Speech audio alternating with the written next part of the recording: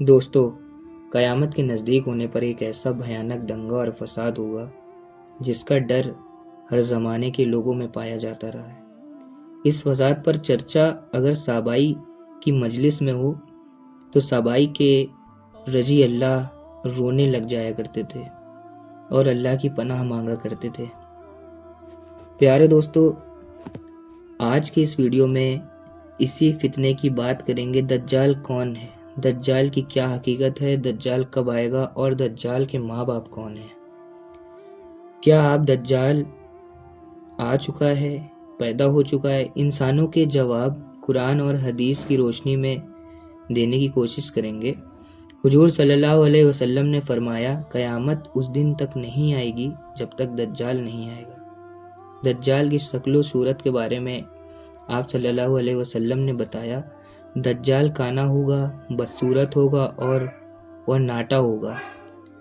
اس کی ناک طوطی جیسی ہوگی، چونچ کی طرح ہوگی، اور اس کی سب سے بڑی نشانی یہ ہوگی کہ اس کے ماتھے پر کافر لکھا ہوا ہوگا، جس کو ہر مسلمان پہچان لے گا۔ پیارے دوستو، دجال جب اس دنیا میں آئے گا تو لوگوں کے سامنے نیک اور پرہیزگار بن کر رہے گا تاکہ لوگ اس کی بات زیادہ سے زیادہ مانیں، لیکن اندر سے یا کافروں کی طرح ظالم ہوگا۔ سب سے پہلے اپنے آپ کو نبی ہونے کا دعویٰ کرے گا، جب اس کے ماننے والے زیادہ ہو جائیں گے تو یہ خدائی کا دعویٰ کرے گا۔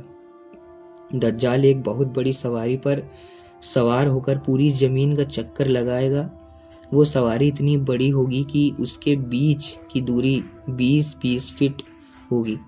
پیارے دوستو، دجال کے پاس اتنی مال اور دولت اور اتنی طاقت ہوگی اور سارے دریاؤں پر قبضہ کر لے گا۔ اس کی اجازت کے بغیر کوئی پانی نہ پی سکے گا، یا لوگوں کو بہکا کے زمین کو حکم دے گا تو وہ طرح طرح کے پھل پھول پیڑ پودے اگائے گی۔ آسمان کو حکم دے گا تو وہ پانی برسائے گا۔ وقت دجال اپنے آپ کو خدا کہلوانا، اس پر ایمان لے آئیں گے، وہ مالا مال کر دے گا۔ مطلب جو کہ انسان اس پر بھروسہ دکھائے گا یا اس کی بات مانے گا تو وہ اسے مالا مال کر دے گا، اور اس کو انکار کر دے گا، جو اس کا انکار مطلب منع کر دے گا، وہ اس کو قتل کر دے گا، یعنی مار دیا جائے گا۔ پیارے دوستو، دجال بجلی کی رفتار سے پوری دنیا کا سفر کرے گا اور فساد کرے گا۔ اس وقت اس کا ساتھ یہودی اور عیسائی دیں گے، لیکن جو سچا مسلمان ہوگا وہ اسے پہچان لے گا اور اس کے خدا ہونے کا انکار کر دے گا۔ پھر دجال پوری دنیا کا سفر کرنے کے بعد مکہ مکرم جائے گا، لیکن اسے مکہ میں گھسنے سے روک دیا جائے گا۔ پھر یہ مدینہ منورہ کا رخ کرے گا۔ اس وقت مدینہ میں گھسنے کے لیے 7 گیٹ ہوا کریں گے۔ وہاں پر اللہ تعالیٰ نے ہر گیٹ پر ایک فرشتے کی ڈیوٹی لگائی ہوئی ہوگی، جو اسے مطلب دجال جو ہوگا اسے گھسنے سے روک دیں گے۔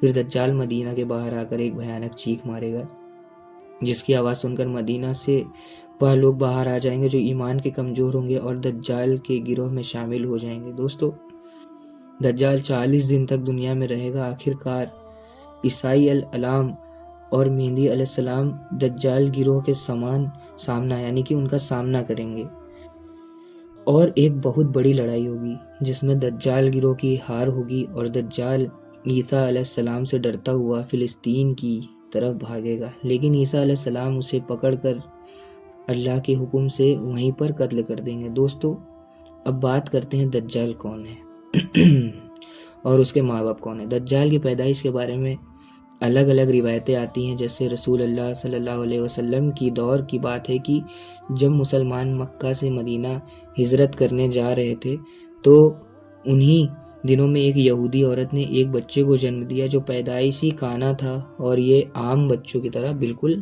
الگ تھا۔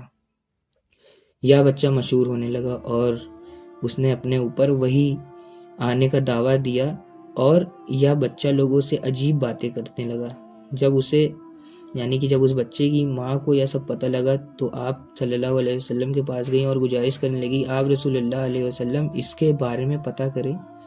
ایک دن کی بات ہے کہ آپ رسول اللہ صلی اللہ علیہ وسلم کے ساتھ حضرت عمر بن خطاب رضی اللہ اور دوسرے صحابہ کرام موجود تھے۔ اس وقت ابن سید جوان ہونے کے قریب تھے لیکن جوان نہیں ہوا تھا، یعنی کہ جوان نہیں ہو پائے تھے۔ حضور صلی اللہ علیہ وسلم اس کے قریب گئے لیکن اسے پتہ نہ چلا، تو آپ صلی اللہ علیہ وسلم نے اس کے کمر پر ایک تھپکی لگائی۔ اسے کیا تم گواہی دیتے ہو کہ میں اللہ کا رسول ہوں؟ تو ابن سید نے یعنی آپ صلی اللہ علیہ وسلم کی طرف دیکھا اور کہا کہ میں گواہی دیتا ہوں کہ آپ صلی اللہ علیہ وسلم کے رسول ہیں۔ پھر ابن سید نے حضور صلی اللہ علیہ وسلم سے کہا، کیا آپ بھی گواہی دیتے ہیں کہ میں بھی اللہ کا رسول ہوں؟ تو آپ صلی اللہ علیہ وسلم نے ابن سید کو چھوڑ دیا اور اس کی بات کو کاٹتے ہوئے فرمایا، میں اللہ اور اس کے رسول ہیں، میں اللہ ہوں اور اس کا رسول ہوں، ان پر ایمان لایا۔ پھر آپ صلی اللہ علیہ وسلم نے ابن سید سے کہا، تو کیا دیکھتا ہے؟ تو ابن سید نے کہا، میں سمندر پر عرش دیکھتا ہوں۔ تو آپ صلی اللہ علیہ وسلم نے ارشاد فرمایا کہ وہ ابلیس کی چال ہے۔ پھر آپ صلی اللہ علیہ وسلم نے ابن سید سے کہا، میں نے تیرے لیے دل پہ ایک بات چھپائی ہے۔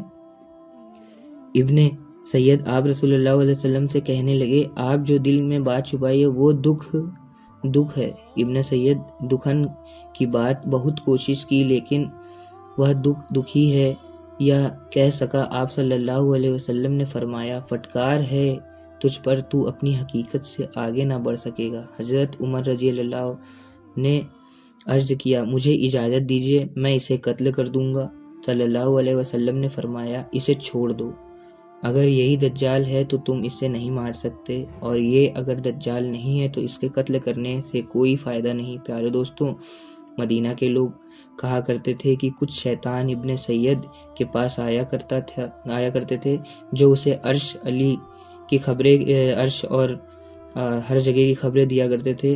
دوسری روایت تو میں ملتا ہے کہ حضرت عمر رضی اللہ عنہ کو آپ صلی اللہ علیہ وسلم کے سامنے دجال کہا کرتے تھے، لیکن آپ صلی اللہ علیہ وسلم نہ ہی اس بات پر اقرار کرتے اور نہ ہی اس بات کا انکار کرتے۔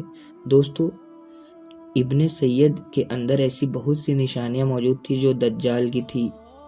یہی وجہ ہے کہ اس زمانے کے صحابہ ابن سید کو ہی دجال کہا کرتے تھے، اور کچھ مسافر کا یہ بھی کہنا ہے کہ ابن سید ہی قیامت کے روز دجال بن کر آئے گا۔